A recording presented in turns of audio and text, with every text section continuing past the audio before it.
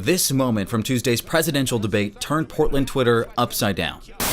Excuse me, Portland, the sheriff just came out today and he said, I support President Trump. It was an unusual night. That's Multnomah County Sheriff Mike Reese speaking with us on Wednesday. He noted the city of Portland does not have a sheriff, but he is the sheriff for the county Portland sits in. But nothing could be further from the truth. I don't endorse Donald Trump. I don't support him, and I never have and never will. Sheriff Reese tweeted that same thing during the debate, getting hundreds of thousands of responses. Now, we know the Portland area includes other counties too, so we reached out. Washington County responded saying, Sheriff Pat Garrett has not endorsed President Trump and does not intend on making any national endorsement.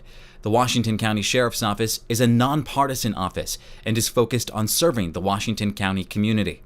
Clackamas County had a similar answer, saying Sheriff Craig Roberts has not made any national endorsement.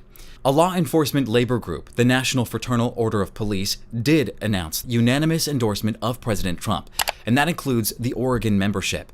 The Oregon chapter's president, State Police Detective Roger Edwards, ran for Clackamas County Sheriff this year. We reached out to him for an interview. He told us he was working and not available. Back in Multnomah County, Sheriff Reese said he's not endorsing anyone, but had to speak out against the president's false statement. Well, every time he talks about Portland, it makes my job as sheriff a lot harder.